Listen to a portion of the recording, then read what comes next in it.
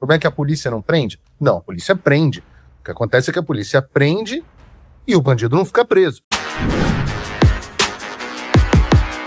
Olá, é do Carvalho. Melhor canal de corte do YouTube. É que o meu ponto é que, na final das contas, o maior problema, quando você pergunta assim, Paulo, qual é o maior problema do Brasil? Eu diria que insegurança jurídica, acima de todos os outros. E esse é um problema que eu não sei como é que resolve. Vou te explicar por que é o maior. Violência é um problema muito grande no Brasil, né? A violência impede o desenvolvimento econômico. A gente é do Rio, por exemplo. O Rio era para ser uma das cidades mais visitadas do mundo, não é, principalmente por uma questão de segurança pública, certo? A gente não consegue ter desenvolvimento econômico em tantas áreas no Rio de Janeiro por causa do problema de segurança pública. Qual é o problema de segurança pública? O problema é que a polícia não prende? Não, a polícia prende. O que acontece é que a polícia prende e o bandido não fica preso. É a mesma cultura garantista. Essa, sem dúvida nenhuma, é uma cultura garantista. Aí você entra, por exemplo, nas empresas.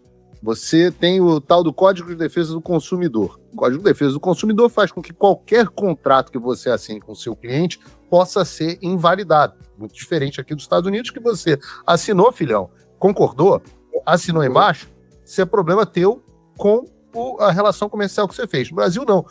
Eu me lembro de ter vendido, eu era do setor imobiliário, acho que você sabe disso. Eu me lembro de uma vez ter vendido uma mansão para um juiz. E ele foi o cliente mais fácil que eu já vendi na vida. Porque antigamente, eu não sei como é que tá agora, mas quando eu vendia a mansão, você tinha aquele contrato de venda e você ficava horas discutindo o contrato de venda com aquele cliente. Eu era a pessoa que ficava na mesa discutindo. Advogado, eu e o cliente e o cara. Aí o mais fácil da minha vida foi o juiz. A gente mandou a minuta de contrato, ele olhou e falou, onde é que eu assino? Aqui embaixo. Eu falei, pô, mas que coisa maravilhosa. Ele falou assim, não, isso aqui não vale nada. Isso aqui, o que eu tenho que olhar aqui é o preço e a quantidade de parcelas e a data de pagamento. Porque se eu tiver que discutir qualquer coisa aqui com você na justiça, isso aqui não vale nada. Eu falei, pô, mas para que eu perco tempo fazendo isso? Então você não tem contrato, o contrato civil não vale absolutamente nada. Aí você pega, por exemplo, no setor tributário, as regras tributárias mudam a cada momento, como você acabou de falar. Então você vai chegando, trabalhista, no Brasil, por exemplo, não existe sociedade limitada mais. Não existe mais sociedade limitada. Sociedade limitada, o sujeito desconsidera a pessoa, o Alexandre de Moraes chegou ao ponto de desconsiderar a pessoa jurídica cruzada por uma sociedade de composição societária diversa, porque tinha um sócio em comum. Mas isso acontece nas instâncias inferiores. Eu já passei por isso, inclusive. Então, essa desconsideração de pessoa jurídica ilimitada. E não existe sociedade limitada. E aí você, obviamente, na legislação trabalhista, embora a gente tenha passado uma reforma trabalhista, os juízes começaram a desfazer completamente a reforma trabalhista que foi aprovada. De forma que não adianta aprovar qualquer coisa no Congresso, porque no final das contas, a situação que nós vemos no Brasil hoje é que o que importa é se o seu advogado é um advogado que vai no Gilmar Palusa. Não importa a qualidade do seu direito, não importa o que diz a lei, não, você pode contratar o Rui Barbosa, você pode contratar o James Madison, você pode contratar quem quer que seja o maior jurista da história. No final das contas, se ele não foi no Gilmar Palusa e não é amigo do juiz, ele não consegue nem despachar. Como que resolve isso, Walter? O problema fiscal eu entendi como é que resolve. Como que resolve este problema? Então, tem um lado bom, não sou Amília Leitão, não. Tem um lado bom que é o seguinte... Eu tenho amigo... Isso é bom, né? Por que isso é bom para você? Não, isso não é bom para você de maneira alguma, isso é péssimo. Mas eu tenho um lado bom que eu tenho amigos no judiciário e são pessoas corretas e eu passei a ter um outro entendimento. São juízes... São Paulo. São Paulo, mas é o único judiciário que ainda é o que você falou. Tem acesso, Um é de contencioso, o outro é criminalista e tem muita gente séria e honesta. O que você precisava ter é conversar com as diferentes instâncias e com as associações de classe e explicar. Você tem que explicar o porquê que determinadas decisões acabam sendo destrutivas para a sociedade como um todo. Por que quando você começou a ter uma onda de recuperação judicial no agronegócio, você nunca teve no passado, né? Você acabou cerceando o crédito para o agro. Porque no momento que eu reduzo minha chance de receber, eu vou ser muito mais seletivo para quem eu dou o crédito e o preço vai ser muito mais alto. No momento em que o Barroso, né, determinou lá atrás que decisões transitadas e julgadas na última instância não são mais definitivas, eu não tenho mais segurança. E se eu não tenho segurança, o preço aumenta.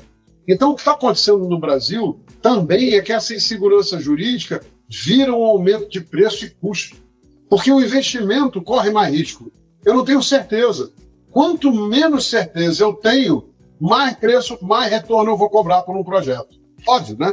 Tanto que quando você empresta para o governo, você empresta 14,5%. Que o governo nunca deu calote na dívida pública local. É isso que segura ainda as pessoas.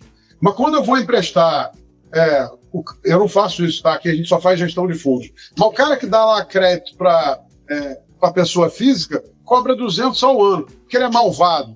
Não, porque ele tem uma inadimplência altíssima e não consegue ir lá na casa do cara e pegar. No México, os caras botam um jaleco laranja e entram na casa do cara, já é um vexame. É um vexame no bairro. E quando você vê o cara entrando de jaleco laranja na casa do sujeito, já sabe que está lá para recolher televisão, micro-ondas, forno, sei lá, o cara comprou e não pagou, os caras vão lá e retiram. Aqui não pode.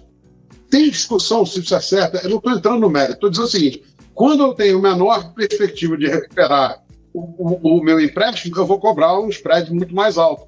No final, você falou dos Estados Unidos na parte trabalhista. Os Estados Unidos não tem multa.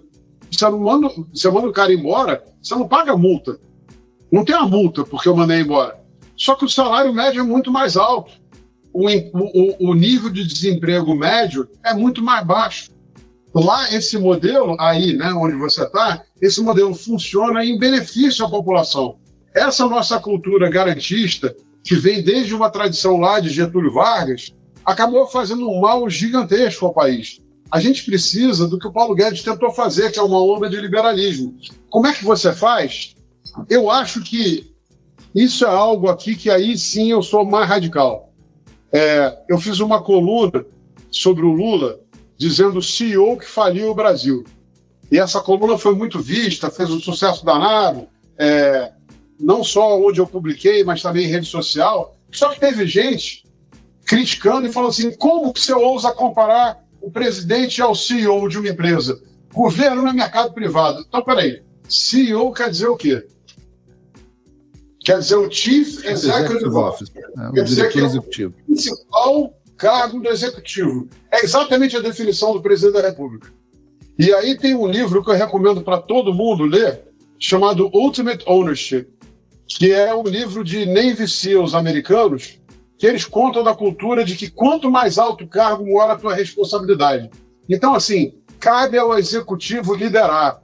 O próximo presidente tem que sentar sim com o judiciário, tem que sentar sim com o Congresso, mostrar o tamanho da ronca, mostrar os problemas do Brasil e chamar eles para que conjuntamente ajudem o executivo a resolver os problemas e a melhorar o nível e a qualidade de vida do brasileiro. Eu não sou nesse ponto cético. Eu acho que essa liderança é importante. Tem 1000 maneiras. O Temer, por exemplo, quando não tinha apoio popular nenhum, ele recebia parlamentares para jantar no Palácio do Planalto, direto, e perguntava para o cara, o que você precisa, que projeto você está olhando, como é que eu posso te ajudar? Olha, a gente tem essas reformas aqui para fazer. No governo Bolsonaro, a gente aprovou reforma da Previdência, reforma trabalhista, teve 28 micro e macro reformas que mudaram completamente a produtividade do Brasil. Então, assim, isso tem que ser feito, o governo tem que liderar. E não pode assim, é impossível. Não é impossível nada. E mais, quando eu saio com o voto popular, ganhei uma eleição. Eu tenho que sair desse momento com o voto popular, que me confere poder e autoridade, e dizer, é isso aqui que o povo pediu, foi isso aqui que eu vou entregar. Você tem que me ajudar, senão eu vou falar na televisão dizer que você não está ajudando, você está me atrapalhando. Então, assim, eu acho isso absolutamente possível. Leva muito tempo. Política de Estado leva muito tempo. A Coreia do Sul não saiu da merda, desculpa usar a palavra, em que ela estava há 50 anos atrás para virar essa potência industrial hoje, sem uma política de longo prazo. Nem os Estados Unidos, nem nenhum país que deu certo no mundo, a Alemanha, ninguém. Eu tenho minha dúvida se diálogo resolve o problema, se você vai conversar com os juízes e eles vão deixar de decidir de acordo com o advogado que tem conchavo com eles e que está nos converscotes com eles. Mas isso é um tema que dá para... Né, Paulo? O Brasil É engraçado, o Brasil tem até um excesso de leis. A nossa Constituição é muito mais detalhada do que a americana, que talvez essa seja a grande virtude, né? São ali pequenas coisas que você tem que seguir, isso já dá o norte. Mas a gente tem lei para tudo, a gente tem peso e contrapeso. O Congresso, o Senado acabou de mostrar, não interessa quais foram as razões, foram republicanos, não foram, ele acabou de mostrar que ele tem a prerrogativa de barrar uma indicação para o Supremo. Por que desde Floriano isso nunca foi feito? O Trump voltou. Isso já deve ter tirado um peso das suas costas. Mas e o Brasil? O nosso país continua atolado e achar que só a vitória do Trump vai resolver tudo é ilusão. Nada vai mudar sozinho. E pode ter certeza de uma coisa: ficar xingando muito nas redes sociais não vai fazer diferença nenhuma. Você vai continuar esperando alguém fazer alguma coisa por você? Um político? Um salvador da pátria? Esquece. Se ninguém tomar uma atitude, nada acontece. Eu tô fazendo a minha parte. Eu parei a minha vida por isso. Mas, se você quer saber como pode ajudar sem precisar largar tudo, a resposta é simples: apoiando quem tá na linha de frente. Sem esse apoio, sem essa linha de suprimento, esse trabalho morre. Sem estrutura, ninguém avança. Então acessa www.paulofigueiredoshow.com/apoie e com $5 por mês você pode fazer parte disso. Se puder mais, eu recomendo, seja um patrono Gold e participe ativamente no grupo que me ajuda a pautar esse debate. O que vai definir o futuro é quem faz e não quem reclama.